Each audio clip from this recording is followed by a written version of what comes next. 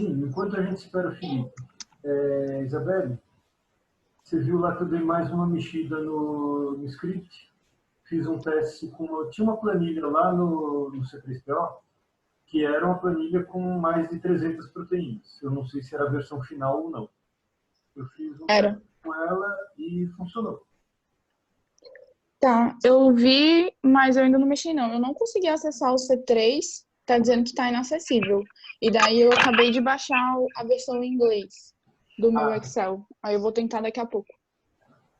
Se for o caso, se achar que é uma trabalheira danada para mudar a versão, mudar a língua do Excel, você pode simplesmente editar o CSV no Notepad++. Aí você vê qual separador que ele está usando. Provavelmente, porque sai em português, deve estar colocando ponto e vírgula como separador. Aí é só mandar ele trocar ponto e vírgula por vírgula. Só precisa ver se ele não está usando vírgula como marcador de casa decimal. Não, esse o Adriano já tinha trocado para mim, quando eu estava mexendo com os dados. Tá. Aí abrindo no Notepad, você primeiro checa. Se ele estiver usando vírgula como casa decimal, você troca vírgula por ponto. E depois você troca ponto e vírgula por vírgula. Tá bom. Aí deve funcionar. De qualquer forma, eu já gravei um arquivinho chamado, acho que p-values ou alguma coisa assim, lá no C3, que é a planilha dos resultados, só dos p-valores. Então, tem o título das colunas é o nome, o ID da proteína, e os 3 p-valores que estão listados embaixo. Tá bom. Tá? E aí depois eu estou aprendendo a fazer mais umas perfumarias aí no R para deixar isso nítido. Beleza.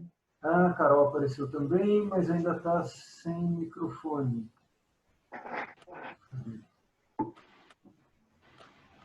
Oi. Apareceu o som. Olá, Carol. Olá. E o Felipe, acho que desistiu lá. Ele tinha aparecido aqui e sumiu. Vamos começar a reunião, então? Ele não está mais conectado, não. Pois é. Não está conectado. Eu coloquei uma mensagem para ele no WhatsApp, ele não respondeu. Então, acho que vamos começar. Independente do Felipe, que eu não sei se ele vai aparecer ou não vai. Tá bom. Okay? Aí eu vou compartilhar minha tela.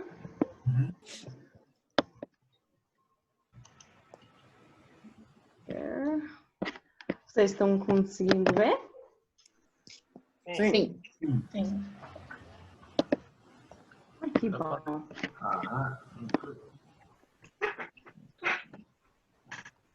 Eu posso começar? Na outra tela. Pode começar. Obrigada, gente. So good evening. I'm going to start my presentation in English today. Please let me know if you have any troubles hearing me, and I will put in my earphones or just detect what the problem is. So good evening, everybody. Today I will be talking about PMA activation in the neutrophil and functions of PKC isoforms in the activated cell. So first of all, PMA. What is PMA? PMA is a natural plant-derived organic compound, a diester of phorbol, extracted from croton oil. PMA is a highly potent activator of PKC, protein kinase C, both in vivo and in vitro in nanomolar concentrations. How does PMA activate the neutrophil?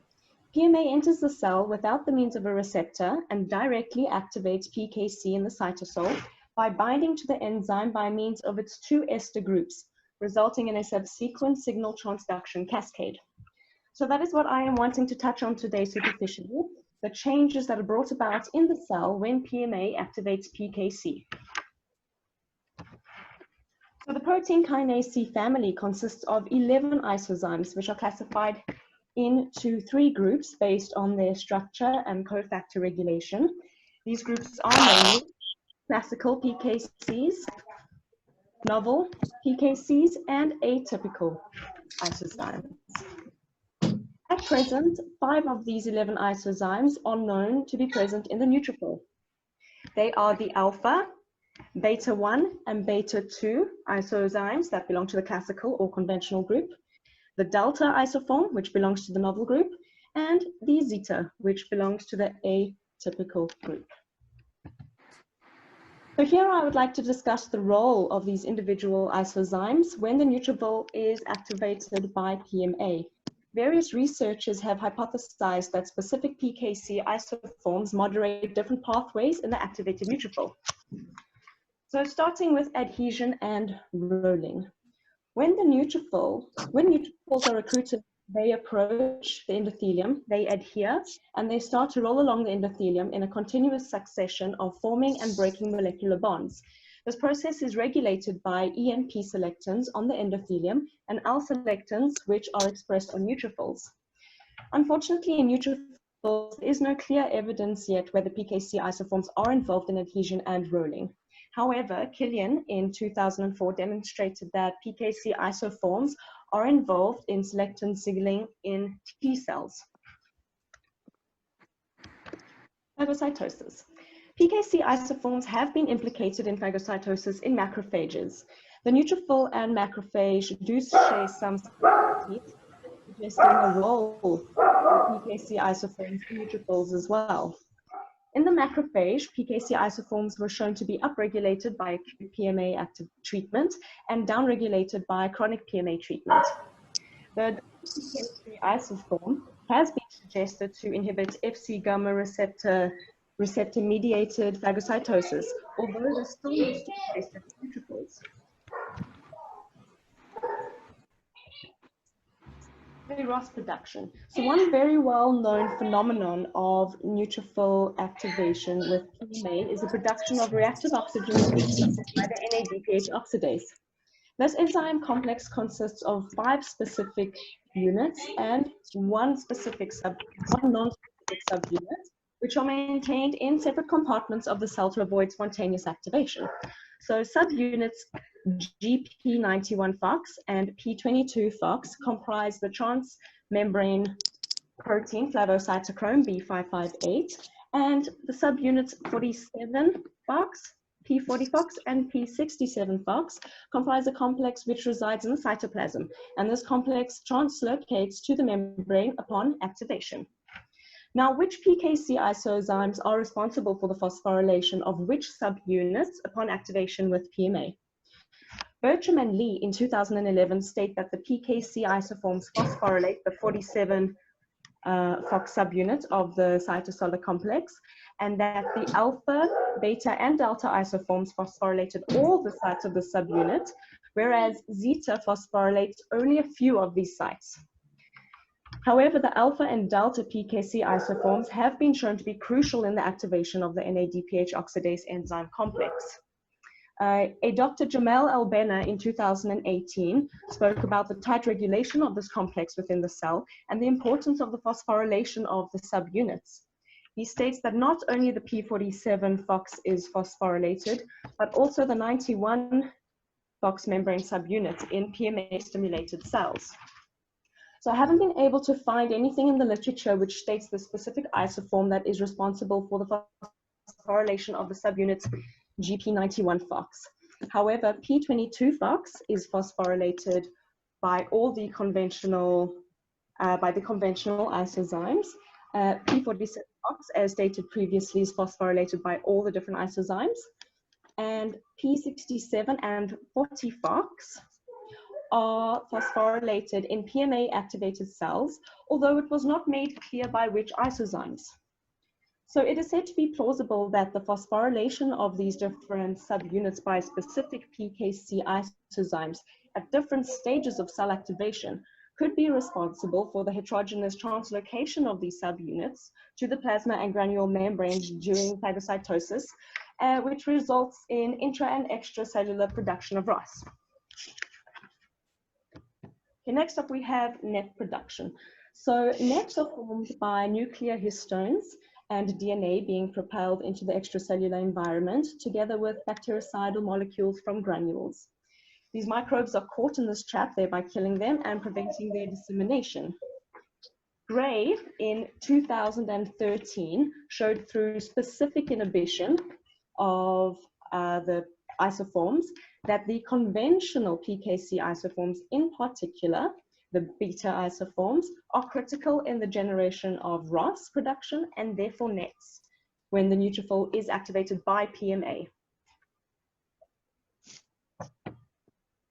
And last up we have degranulation. So neutrophil degranulation, that is the release of bactericidal molecules held within granules in the cytoplasm, is initiated upon activation with PMA. The role of PKC isoforms in degranulation has been implicated.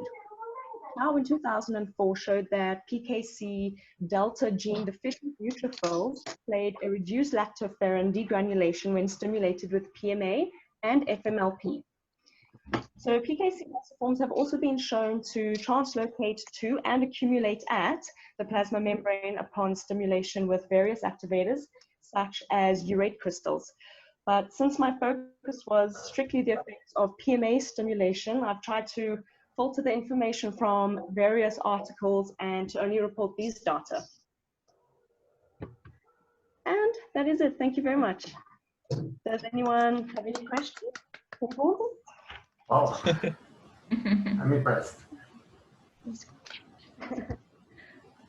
Top.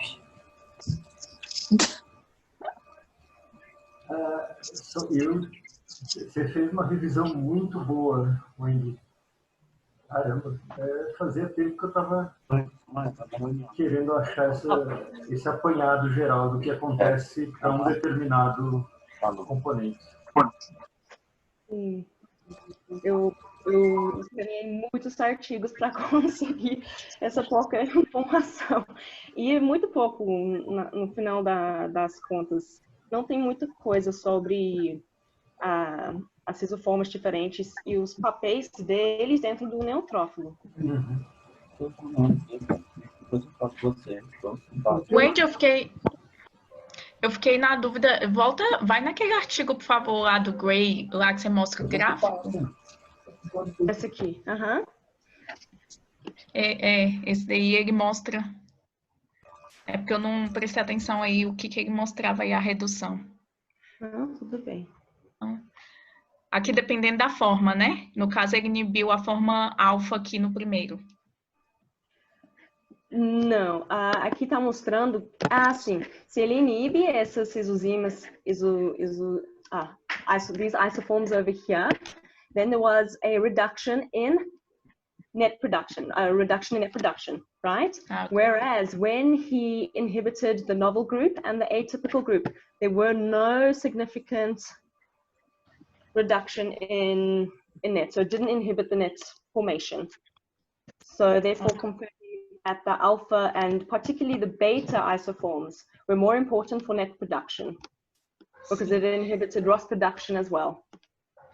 Porque eu tenho visto que essa PKC alfa, a convencional principalmente, está envolvida na produção de ROS, como se fala? Intracelular, né? Ok. E aí eu acho que tem até um artigo que uma vez você apresentou, que ele mostra isso. Dois tools, né? E se eu não me engano, são as formas convencionais. E aí o que eu tenho lido são realmente artigos mostrando a redução de ROS intracelular totalmente relacionada à produção de NETs. Sim, um outro ponto que eu achei interessante é que esses, por exemplo, no complexo de NADPH oxidase, eles estão sendo fosforilados em momentos diferentes durante a ativação da célula. Isso produz efeitos diferentes também. Eu achei isso bem interessante. E também outros artigos falam que the zeta atypical isoform é crucial para a produção de ROS também. Mas, voltando um pouquinho no que você falou agora, você tem uma sequência de ativação, então, dos componentes do NADPH oxidase? Não sei se foi uma sequência, mas o motor falou que realmente tem as subunidades do complexo sendo fosforilado em momentos diferentes. Se tem uma ordem a if there's an order to this phosphorylation, I'm not too sure. but he definitely said that the units are being phosphorylated at different moments and therefore translocating to the membrane at different moments throughout the activation as well.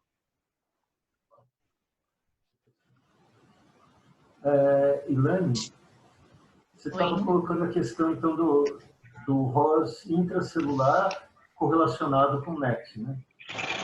Isso. E também com a PKC-alfa. Isso. É porque eu tinha visto alguns artigos relacionando isso, né? NETs com ROS intracelular, e que isso está relacionado com NETs e com um tipo de PKC, e se eu não me engano é a alfa. Né? Mas me diga uma coisa, esse intracelular que você está falando é citossólico, não dentro de vesículas. Não Isso, dentro de citossólico. Isso, tá. Citossólico.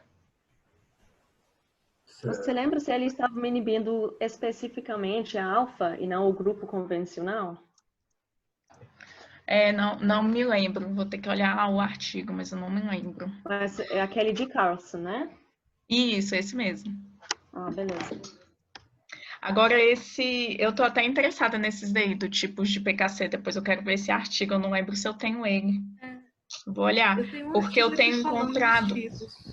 Porque eu encontrei o tipo, tanto o P47, o P67 estão aumentados no meu, mas o P40 está reduzido.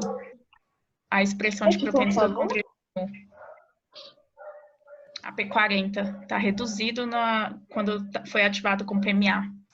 Ah, ok. E P47 e a 40... e P67 estão aumentados. Estão aumentados. E a GP91 também. Eu encontrei as 4, né? E aí as 3 estão aumentadas, a 91, 47, 67 e a 40 reduzida. E eles estão, esse perfil é no PMA? No PMA. E no inibidor como é que está?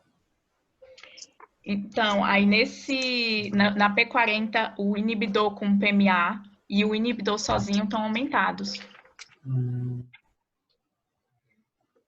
É isso aí. Esse aí é um ponto interessante para discutir. Qual é o seu, Ilane, que diminui? O P40. Peraí, deixa eu ver. P40 é o regulatório? É o P47 que é o regulatório. Ah, tá. Porque eu achei os 2 fatores citosólicos diminuídos no meu, quando ativa. Que é o 67 e o 40, então, né? É. E daí a GP91 aumentada. E a HAC2. Você encontrou a HAC? A HAC eu não tenho. Eu não entendi essa diminuição também. Eu também não. Estou tentando discutir isso aí. Lembrando que, nesse caso, assim, a gente tem muita regulação por fosforilação, né? Então, é difícil correlacionar só a abundância das unidades, porque a gente não sabe se essas unidades estão fosforiladas ou não. Dá para fazer uma ou outra inferência, mas não dá para fazer uma conclusão direta. A atividade está aumentada porque essas unidades estão aumentadas. Supondo que elas estejam sendo fosforiladas, sim. Beleza. E a PKC também é regulada por fosforilação, né? Sim. Tem um artigo, quando eu estava escrevendo o artigo de fósforo, eu estudei bastante as PKCs. Daí tem até um artigo que eu acho que está no grupo do Mendeley, que fala sobre todas as isoformas da PKC e a regulação por fosforilação. Pode ser Tem um artigo aqui no grupo. Professor. Não sei se vocês viram já esse artigo. Wagner. Fala do papel da PI3K. Professor, deixa eu te perguntar, nessa etapa, para poder ver essas subunidades, a gente vai, ela em qual programa? Não entendi direito, Felipe. Essas subunidades da NADPH oxidase, em qual etapa da análise proteômica que eu consigo ver? Quando você já tem a estatística das proteínas. Você vai ver se essas subunidades apareceram como regulares. Se a diferença entre as condições é significativa para essa. Não, mas eu digo assim, por exemplo, eu tenho, para eu saber se eu tenho P47 ou P67 vox, isso vai aparecer em algum momento? Tipo, Não, o que vai aparecer para você vai ser o igual, ID do banco de dados. Aí, a partir desse ID do banco de dados, você vai ter que ver o nome usual dela, a descrição dela. Aí, com essa descrição, você fica sabendo que proteína é, se é P47, se é subunidade do complexo NADPH oxidado. Acho que naquela sua tabela, professor, podia incluir gene name, porque ele já vem com os nomes e ajudam muito. Naquela que é para transformar. Entendi. Naquela tabelinha eu não coloco porque a ideia daquela tabela é gerar os dados que vão ser exportados para os outros programas.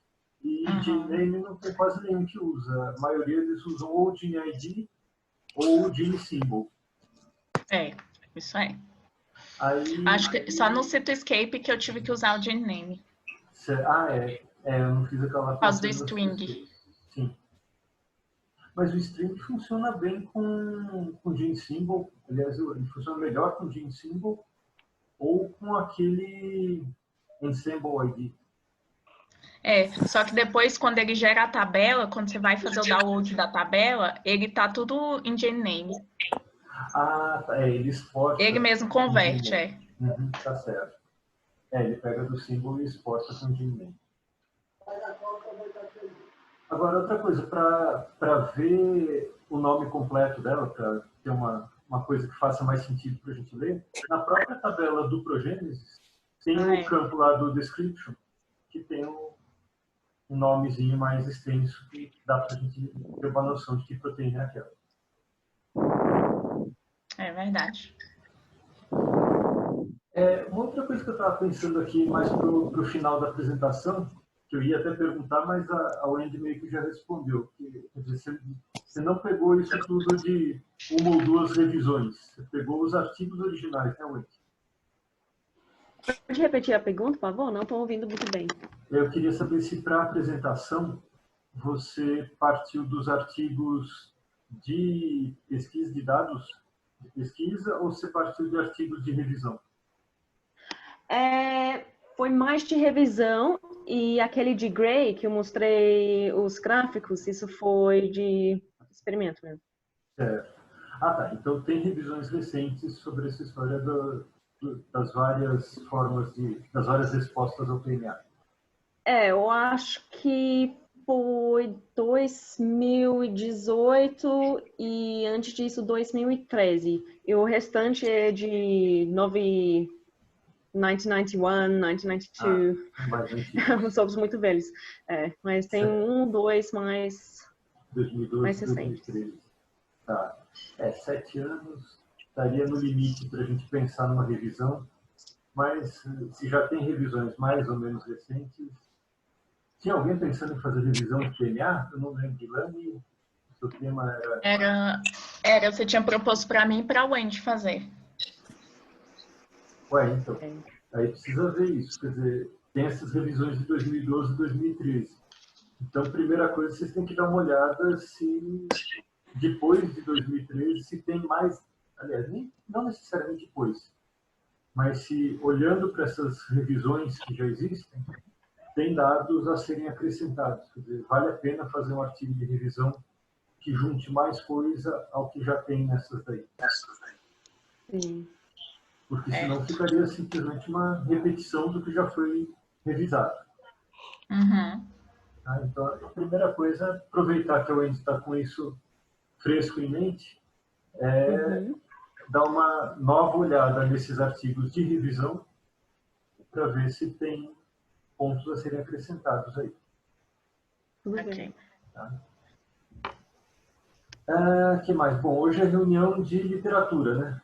Então, além desses aspectos de literatura do PNA, que a Wendy já levantou vários aí, que vocês têm visto de interessante na literatura? Hoje eu vou ficar por último, porque é meu aniversário. Ah, é verdade. Temos que cantar parabéns para o Felipe. Parabéns! Eu vou ficar por último. Hoje eu sou café com leite. Tá certo. Professor, eu admito que eu não pesquisei outros artigos, porque eu achei que toda reunião será experimento. Eu entendi isso no grupo do WhatsApp, mas de fato eu li errado. Então agora eu sei que vai prosseguir com os dois. Eu achei que era só experimento. Tá certo. Mas não tem problema não, tá desculpada. Você já apresentou uma quantidade boa de artigos na sua apresentação hoje. Beleza, obrigada. O que mais? Tem gente aqui, a Carol já está colocando artigos aqui no chat. Né? Tá animada. Esses do chat são sobre o PMA, sobre o que a gente estava discutindo. Esses 3 artigos que eu acho bem interessantes. Certo. Um é sobre fosfoproteômica de PMA, no caso das NETs induzidas por PMA. E também por ionócloro de cálcio. Olha aí, gente. Se a gente cochilar um pouquinho, a gente já sai no balde, né? Esse aqui já saímos. Nesse caso, ele usou PMA, ionomicina e monossódio urate, urato de monossódio. Certo. MSU. 3 estímulos diferentes e aí comparou a formação de NET, os mecanismos que estão sendo ativados para a formação de NET. Certo. Com proteômica e fósforo.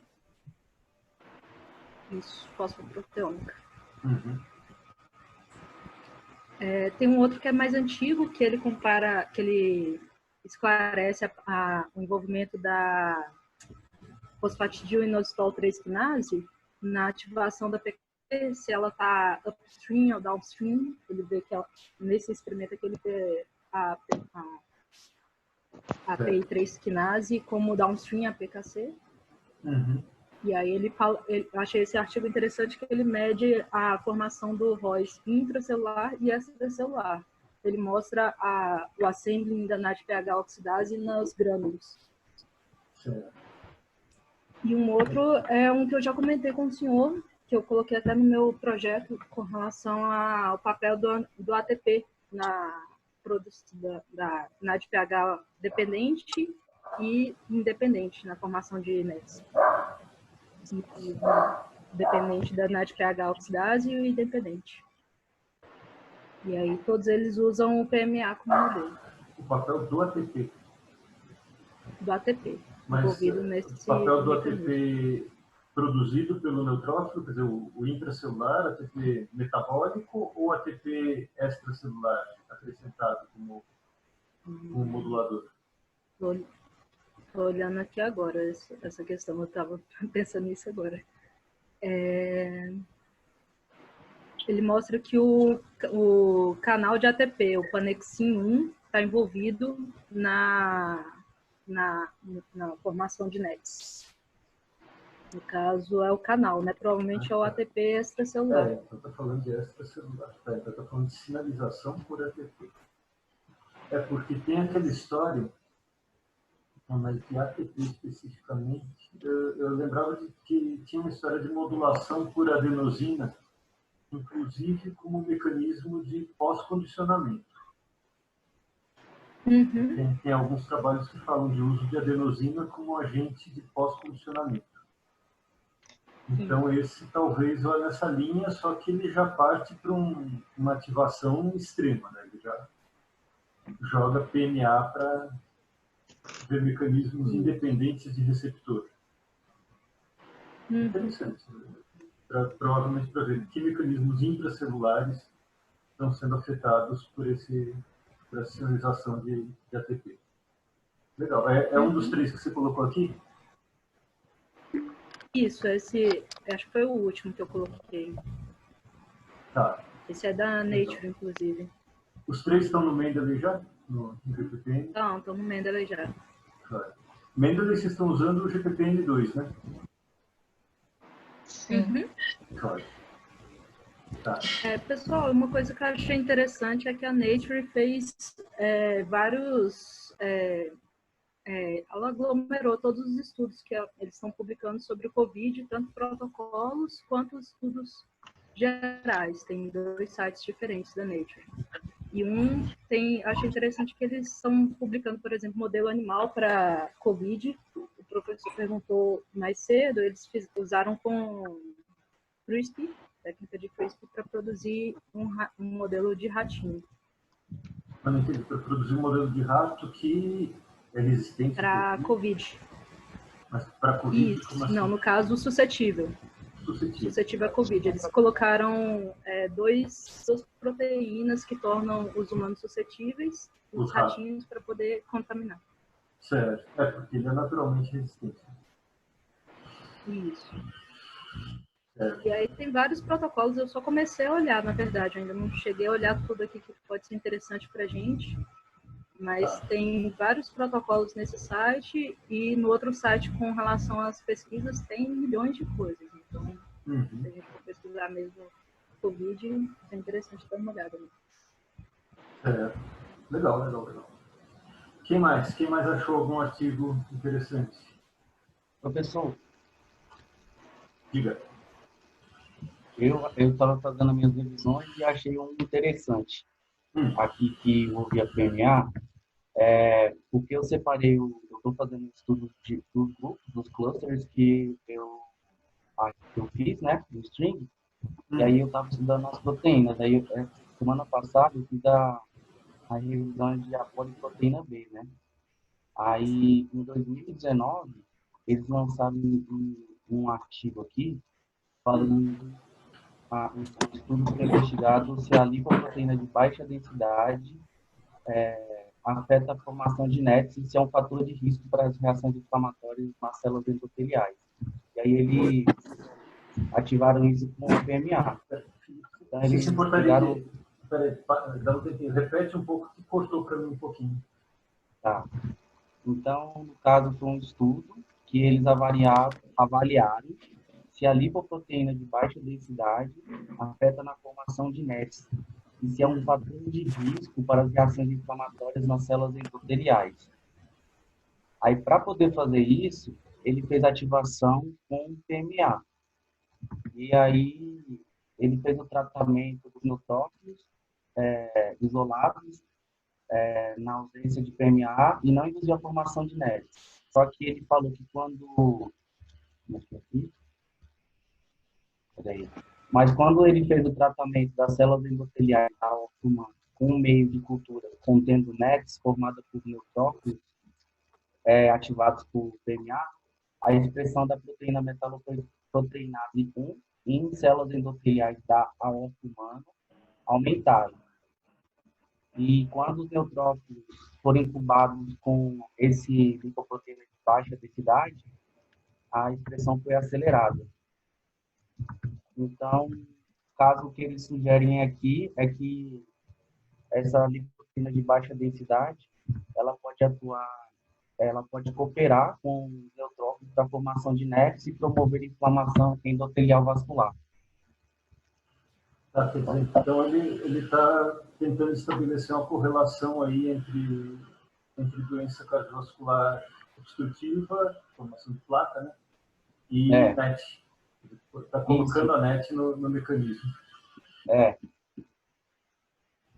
E aí foi em 2019. Aí ele até finaliza falando assim: as limitações do presente estudo incluem a falta de análise mecanística do aprimoramento mediado pela lipoproteína das lipoproteínas na formação de NET, incluindo a exploração de receptores envolvidos na formação de NET mediada pela lipoproteína de baixa densidade. Ele falou que também é importante explorar a formação de NET mediada pelas lipoproteínas sobre outros estímulos, né? Então, no caso, como eu achei no meu estudo o aumento de a poliproteína B, aí eu achei interessante trazer isso aí. No seu teve aumento de ApoB? Teve. ela está aumentada na interleucina 8 e diminuída no controle. Só que, assim, esse é voltado ao PMA, porque ainda tem outras controvérsias que não tem a ver com PMA. Então, eu só estou falando um resumo que eu vi sobre PMA, entendeu? Agora, tem outras que se tornam controversas, que já está ligado com doença, com outras patologias. Interessante. Esse aí você já colocou no meio ali também, né? Não, botei não, só botei nas minhas revisões mesmo, porque eu sou egoísta. Tô brincando. Eu vou colocar já. Coloca lá, então. Alguém já viu alguma coisa sobre NETs em formação de placa de ateroma, além desse do Felipe? Esse aí tenta fazer uma correlação da produção de NET por estímulos que levam as duas coisas. Né? Mas algum estudo em vivo, por exemplo, observando, analisando placas para ver se tem formação de NET, se tem marcadores de NET nas placas. Eu só não vi. Eu acho que repete que deu uma cortada aqui. Eu não entendi a pergunta. Eu perguntei se alguém já viu algum estudo falando sobre produção sobre marcadores de NET encontrados em placas de ateroma.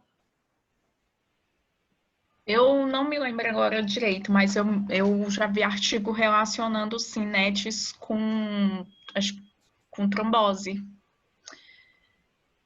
Eu estou tentando, vou lembrar aqui, vou ver se eu acho, mas eu já vi artigos correlacionando. Também acho que já vi alguma coisa. Vou dar uma olhada aqui na minha lista.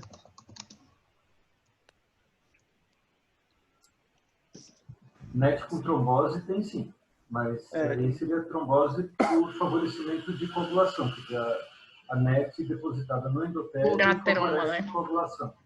Agora, o que eu estou curioso, em função desse artigo que o Felipe falou, é se tem algum artigo mostrando a presença de NET ou de marcadores de NET nas placas de ateroma.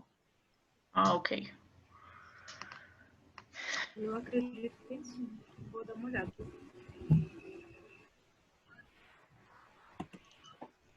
Okay. Gente, eu sei que a reunião é muito importante, mas eu preciso mostrar uma coisa para vocês. Eu vi, tem mais um participante da reunião, né? Olha só! Que bonitinho. O meu vocês já devem ter escutado alguns latidos. Eu tive até que deixar o microfone mudo porque resolveu latir bem embaixo da minha janela. Aqui. Escutamos. Eu não vi, Isabelle. Mostra de novo. Olha. Pequenininho. Muito fofo. Ai, meu Deus, grudou no fio.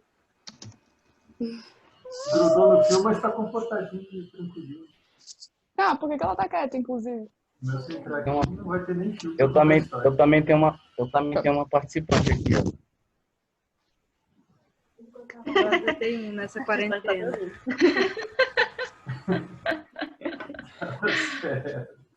Tá dormindo ali, coitado. Tá certo.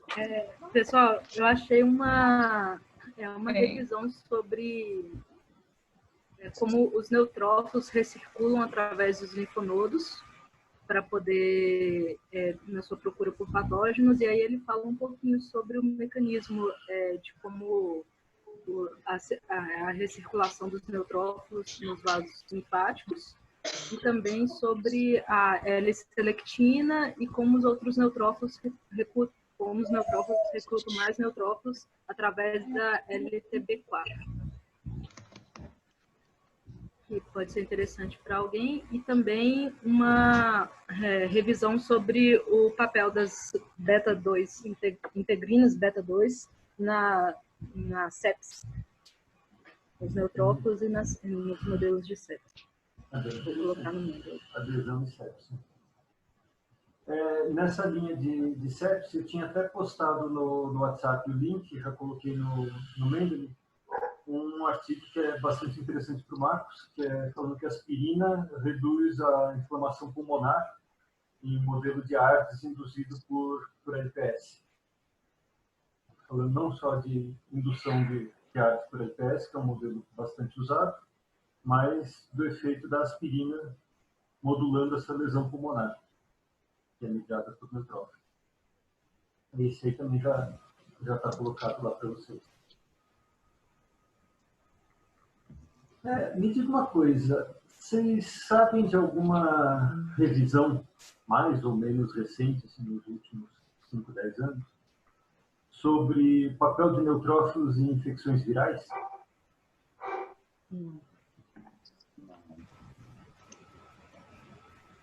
Revisão.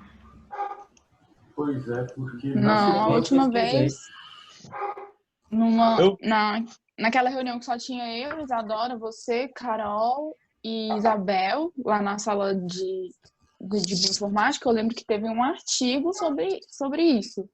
Mas não era de revisão. Trófilo e vírus. Não era revisão.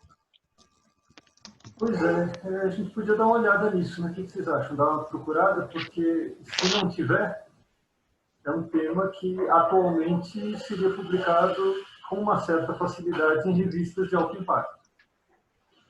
Professor, eu acho que eu vi alguma coisa com não sei se era revisão, mas o nome do artigo era Net and Viral. Tá, focalizando na net, num aspecto específico. Mas e uma coisa mais abrangente, neutrófilos e infecção viral. Não, aí realmente eu não vi nenhum assim, não. Pois é, Mas, professor, você acha que tem material suficiente para fazer uma revisão? Não sei. Quase com certeza, sim. Agora, eu acho mais provável que já tenha alguma revisão mais ou menos recente sobre isso. Tem mesmo. Aqui eu tô aqui, Colocando professor. aqui, a gente achou. Tem uma. Eu achei um aqui de 2017. O papel dos... Mas é infecção em doença respiratória, viral. Tá, que seria justamente o ponto de maior impacto para a revisão atual. Então, Tem uma de 2015 também aqui, neutrófilos e infecções virais. Eu encontrei essa também. Então, pronto, Mas já aqui, tem duas. professor, ele focou muito nesse artigo para influenza. E precisa dar uma olhada se nesse outro da Ilane, por exemplo, tem infecções virais em geral, se Ele tem fala, outros aqui nesse... vírus respiratórios e se tem outras viroses também. Porque, por exemplo, aqui a gente tem a questão de dengue, zika, chikungunya, febre amarela, que seriam pontos interessantes também para ver se tem alguma coisa de neutrófilo. Vou dar uma olhada aqui.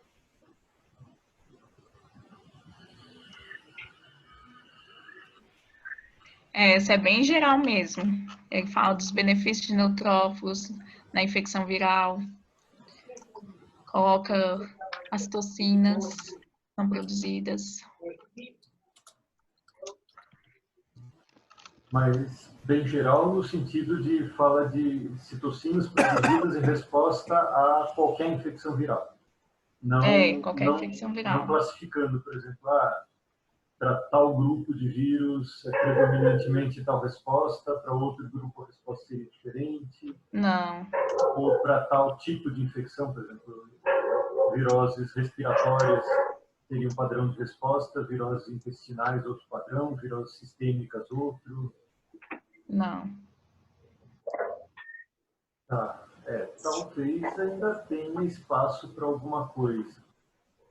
Vocês podem dar uma olhadinha aí e ver se aparece. Com certeza, o foco de grande impacto já deve ter ido para o balde com essa de 2017, mas a questão aí é a seguinte, quer dizer, nós estamos diante de uma virose que mostrou para todo mundo que a gente não está preparado para viroses novas. Achei um aqui, professor. Mediadores inflamatórios na infecção pelo vírus da dengue em crianças, a interleucina 8 e sua relação com a desgranulação de neutrófilos. Tá, mas esse aí, então, puxou para o foco da interleucina 8 e desgranulação. É um aspecto interessante, mas poderia ser colocado, claro, como parte de uma revisão mais ampla. Felipe aí fica de olho, porque esse artigo aí é importante em termos de interleucina 8. Não deixa pra mim, não. Eu vou colocar lá no grupo. Manda não, quer até procurar. Mas na verdade, não, olhando aqui, ele não é revisão, abrindo aqui o artigo, ele não é revisão não, professor. Não é revisão. Não é revisão. Trabalho é revisão experimental. Experimental. Então vou passar para o Felipe já, colocar. Beleza. Dá uma olhada. Eu encontrei uma revisão aqui sobre NETs e vírus, no caso. Combate a infecções virais. Mas focando no mecanismo de NET. Foi você que tinha falado agora. Pô, alguém tinha acabado de falar que tinha uma revisão de NET e infecções virais. Não sei se foi você ou... Foi a Ilane. Foi o Adriano. Foi o Adriano Rios. Certo. Foi Neutrophil Extracellular Traps Go Viral. Certo. Era essa que você estava vendo, Adriano? Não, a que eu estava vendo é... De NET e vírus? Não, o que eu estava vendo é o neutrófilo, o papel do neutrófilo Eu estava pesquisando para... respiratória viral. Estava pesquisando sobre a hidroxicloroquina aí. Aí eu vi que ela modulava NETs também, aí eu fui e pesquisei NETs e vírus. Aí achei esse artigo aí. Mas tem um ponto nesse artigo que eu falei que fala sobre neutrófilo e anetose.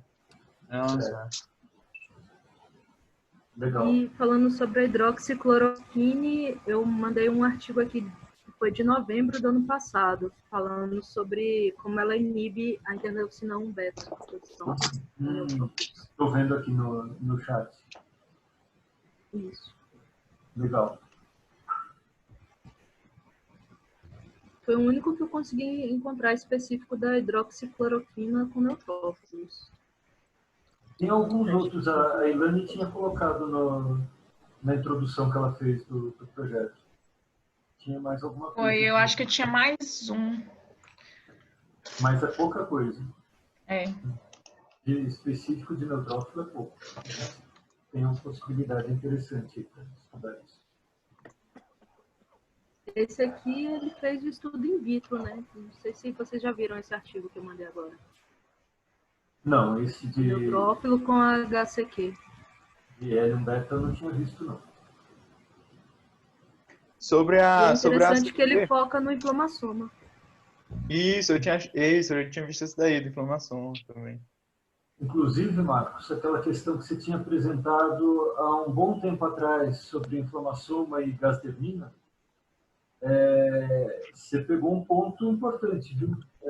Essa questão da gasdermina na atividade de neutrófilos está ganhando impacto. O pessoal lá do grupo do Lu está querendo focalizar cada vez mais nisso. O Mohamed estava falando que o Lu estava pressionando alguns projetos para estudarem mais a fundo esse papel da gasdermina. E eu perdi quase todos aqueles artigos que estavam no... Perdi todo aquele trabalho. Rapaz, você não tinha colocado no Mendeley? Não tinha colocado na nuvem, no Mendeley. Ué, mas tá na nossa... Tá na nuvem, compartilhado lá naquele nosso grupo, tá não? Tá, não lembro não.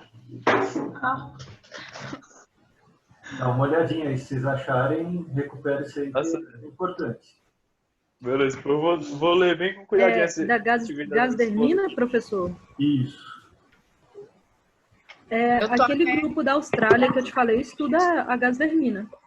Eu lembro que você tinha comentado alguma coisa nesse sentido. E aí agora o grupo do Lu está interessado nisso também.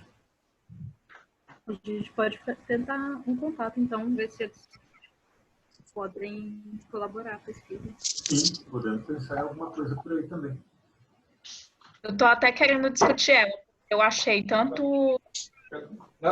duas proteínas associadas ao inflamassoma, né? Que são bem a pirina e a apicard, só que elas todas foram aumentadas no controle, no meu, né? Foram reguladas nos ativados. E eu estou tentando correlacionar, porque não tem nenhuma específica em relação à gasdermina, na verdade, né? Precisa ver se tem alguma questão de, por exemplo, processamento pós-producional dessas proteínas durante a ativação.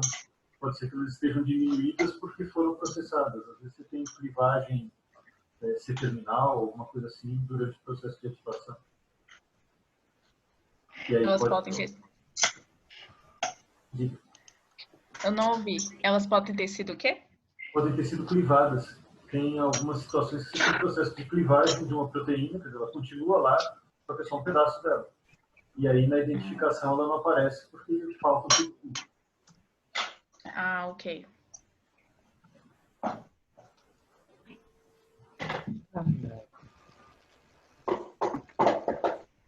Que mais? Professor, aí eu tenho as revisões que eu fiz, mas são revisões voltadas só para a poliproteína. Aí eu não sei se eu faço isso discutindo com um grupo, né? Ou se eu envio. Porque cada artigo que eu fiz um resumo, né? Então, não sei se seria mais ideal mandar os resumos para você e a gente ir discutindo individualmente, ou discutir aqui mesmo. Mas eu não entendi. Você fez resumos dos artigos para fazer a introdução do seu trabalho, é isso? Não, fiz para fazer a introdução do trabalho, não. Eu fiz só para poder entender o mecanismo das proteínas que eu tenho, que eu achei, com neutrófilos, né? Então, no caso, cada artigo que eu peguei, eu fiz um resumo. Aí, no caso, como a gente está trabalhando de forma virtual, eu pensei, não, vou fazer esses resumos. Aí eu não sei se é melhor discutir com você durante as reuniões virtuais, ou se eu mando para você isso e a gente vai discutir no e-mail. Aí eu fiz. Aí duas coisas. Por exemplo, desses daí, se tiver algum que você acha que é muito interessante para o grupo, traz para a gente discutir na reunião. Se tiver assim, vários que são só resumos que eu fui achando para as proteínas, mas não tem nenhum que chamou a atenção em particular, aí só vai me mandando os pontos que você precisa discutir. Ah, beleza. Não, então, o mais interessante mesmo seria em questão do PMA. Tem outros que relacionam outras doenças, tem um que relaciona câncer, mas não sei se é interessante para o grupo, não sei se é interessante para a Thierry, né? Para a Thierry, provavelmente seria. Porque esse aqui, ele fala sobre... Nesse estudo, ele analisou e fez a correlação entre os níveis séricos de apoliproteína 1 e AB, né? E associou isso com parâmetros clínicos e patológicos. E aí ele viu os níveis de 20 marcadores inflamatórios sistêmicos e viu a sobrevida de 144 pacientes com câncer coloretal. Então ele associou essas duas apoliproteínas nesse câncer coloretal e viu qual que era o mecanismo dela durante desses pacientes acometidos com câncer. Aí, no caso, isso seria mais interessante no caso que eu estou fazendo revisão pessoal para ver se eu acho alguma coisa interessante para mim, né? Referente à interleucina 8 e a poliproteína. Mas, então, eu vou enviar para você por e-mail e a gente discute de e-mail, tá? Aí eu te mando os resumos e você vê.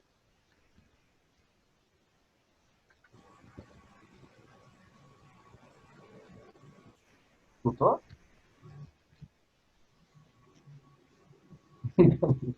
Silêncio eterno. Agora foi.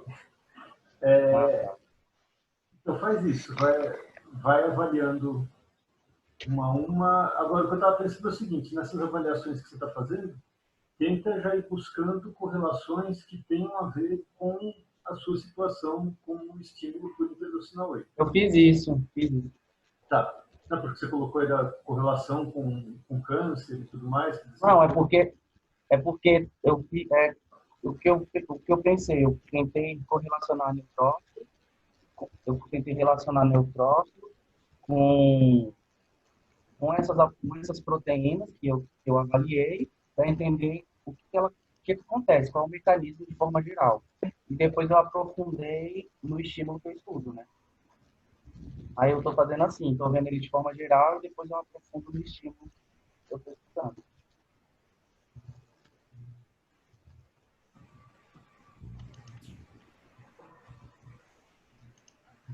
Acho que é por aí, você faz uma... eu deixo mudo aqui para não ficar fazendo barulho e depois esqueci de clicar.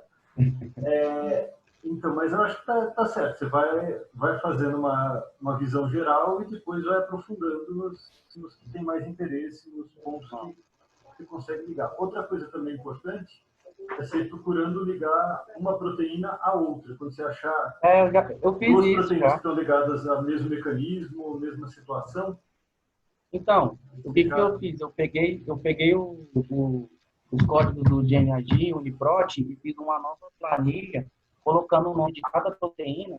Aí, depois que eu fiz os clusters, eu marquei, eu estou estudando por grupos, entendeu? Então, eu estou estudando só o grupo vermelho. Aí, eu peguei e estou analisando todo esse grupo vermelho.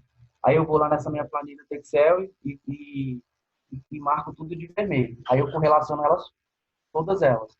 Então, como eu comecei estudando pestidina, rico em glicoproteína, ou ao contrário, você sempre me corrige, nunca sei se é rico em glicoproteína ou rico em histidina, aí eu comecei a correlacionar os grupos que estavam agregados a ela, né? Aí depois eu vou passar para outro. Mas é isso, estou fazendo isso. Aí eu só fiz de histidina, rico em glicoproteína e a poliproteína B. Aí agora eu vou fazer os demais. Certo. Tá, eu acho que tá bem encaminhado, sim. E daí eu estou fazendo também os gráficos, assim, só para ter uma noção, em questão de parâmetros de aumentado e diminuído, porque para não ficar voltando na lista do progênese, aí como demora muito, se eu coloco no GraphPad, eu já consigo ter uma noção mais rápida, de se está aumentado, se está diminuído. Certo. Tá? Mas aí tá muito bom. Tem até uma questão que eu vou depois discutir com o senhor, que eu vou mandar, e também eu achei nessa poliproteína aí uma controvérsia na literatura aí. Porque tem um que fala que ele não auxilia no processo imunológico, ele retarda o processo imunológico, ele pode retardar o processo imunológico, e tem um outro artigo que ele fala que a diminuição de a poliproteína B, na verdade, faz fragilizar o sistema imunológico como um todo. Aí tem essa controvérsia aí que eu achei interessante também abordar. Talvez seja interessante para a gente. Uhum. Podemos pensar se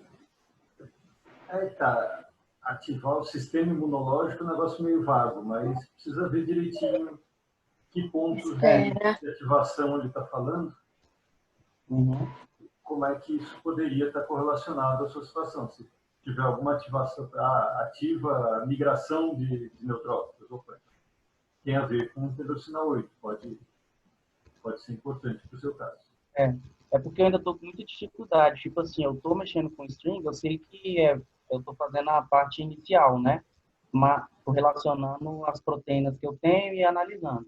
Mas, tipo assim, o que eu fico com dúvida é o seguinte, algumas coisas se tornam controversas, porque eu comecei estudando histidina rica em glicoproteína.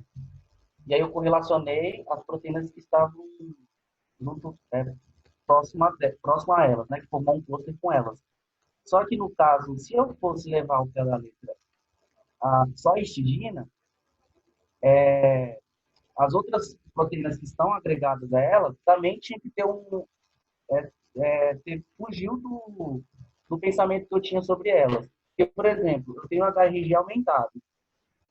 Tipo assim, tem um artigo que ele fala que quando a HRG está aumentada, você diminui o grupo de coagulação. Só que as proteínas que fazem cluster com HRG, elas são proteínas de coagulação. E elas estão aumentadas no interleucina 8 e diminuindo o controle. Ou seja, não faz sentido.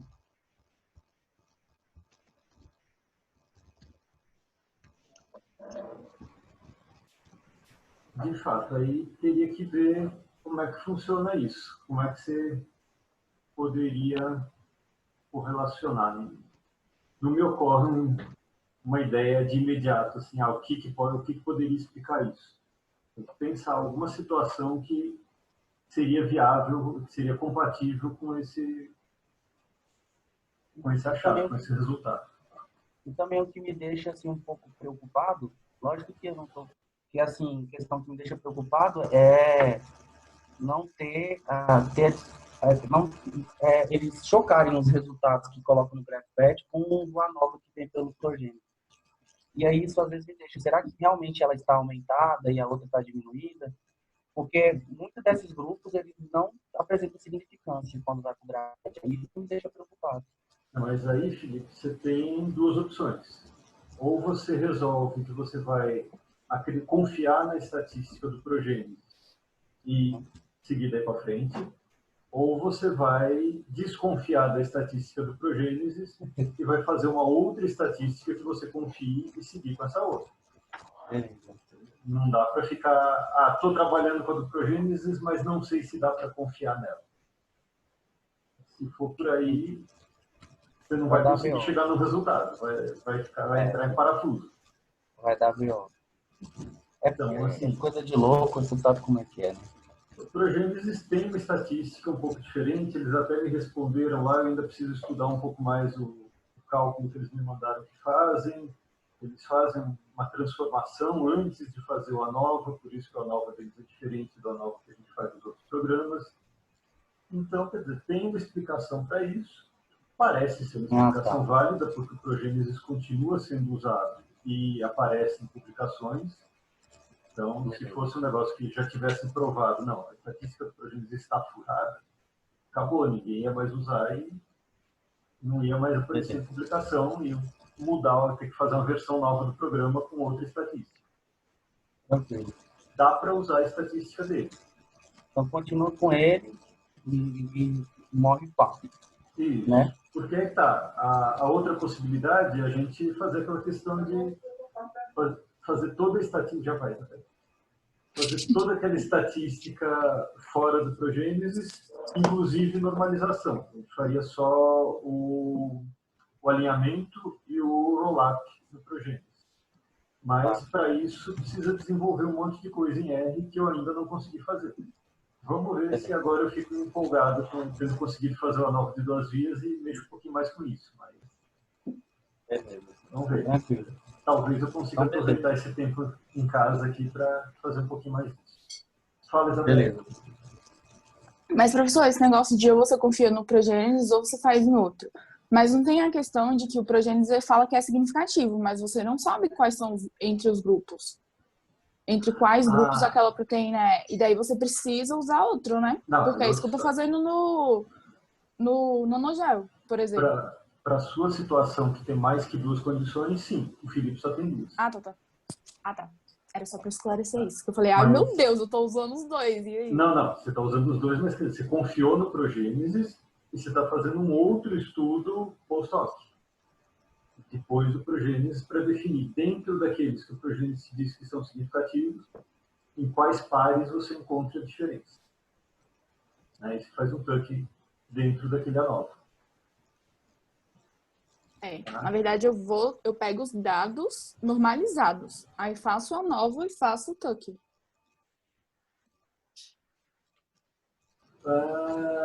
Pode fazer só o tuck. Se você pegar os dados normalizados de uma tabela filtrada no Progênisis, você já pode partir do ANOVA feito do Progênisis e fazer só o tuck. Eu não sei se eu consigo fazer isso no Prism. No R eu acho que dá, mas também não tenho certeza. Precisaria olhar. Não, mas tá tranquilo, por enquanto. Tá. Então, professor, só tirar uma dúvida rapidão. No caso, se eu pegar os resultados do ANOVA, se for para fazer um gráfico, eu consigo fazer a significância dele? Como que eu conseguiria? A partir dos dados do Progênisis. Fazer um gráfico, você conseguiria fazer um gráfico para cada proteína, mas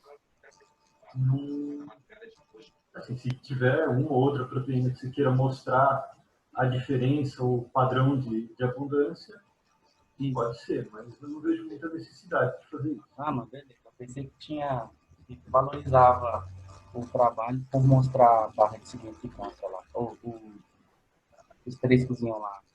Tá. Então, ok, pessoal.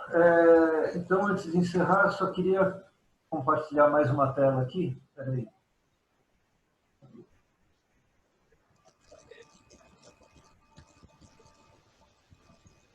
Pronto.